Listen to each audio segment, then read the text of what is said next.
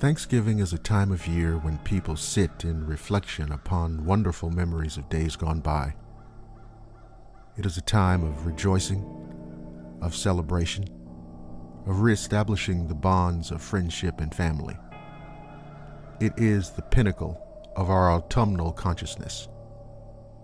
But it is also a time when the specters and phantoms of the past emerge to dance as vague shadows along the stones of the amber-lit hearth, to flit as tattered shades through the dark, crisp November air. Blackwater Media presents A Haunted Thanksgiving.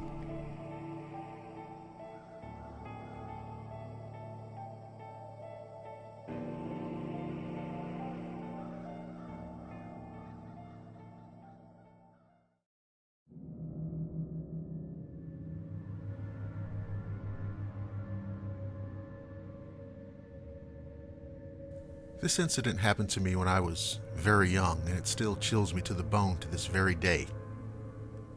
My parents, my brother and I went down to Virginia to visit my aunt, uncle, and cousins for Thanksgiving.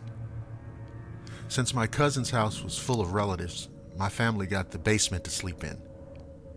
My brother and I both got cots to sleep on, and my parents on the roll-out couch. The basement was located on the lower level of the house, of course, and there were twin double glass doors covered by a thin white curtain at the back of the basement that led into the backyard. My brother's cot was the closest to these doors. One night I awoke and rolled over, wondering what had awakened me. For some reason the backyard light was on, and I distinctly remembered hearing my aunt say that they would turn it off so that we could sleep. But why was it on in the first place? I glanced at my sleeping parents and then back at the light shining through the white curtain. And that's when I saw it. An enormous dark shadow was standing outside. I could only see the outline of it since the curtain was drawn. It had to be at least 9 feet tall, and its arms, or wings, were stretched out on either side, reaching at least 5 feet in length. And it just stood there. It didn't move, didn't do anything. Terrified, I yelled out, "Dad!" but to no avail. I looked at my father sleeping soundly on the bed next to me, and then my brother sleeping close to the double doors and the thing on the other side. Deciding to wake my brother instead, I scrambled out of the cot and went to move toward him when I heard a strange scratching voice say, "They can't hear you." I remember almost jumping completely out of my skin. To be addressed directly by an unknown entity is the scariest thing that can happen to you. I very quickly crawled back into my cot, tossed the covers over my head, and began sobbing and shaking uncontrollably until I somehow finally fell back asleep. And the thing was still outside in the light when I fell asleep, by the way. Next morning I told my parents what happened, and they just laughed, saying it was probably just a nightmare. I know what I saw, though.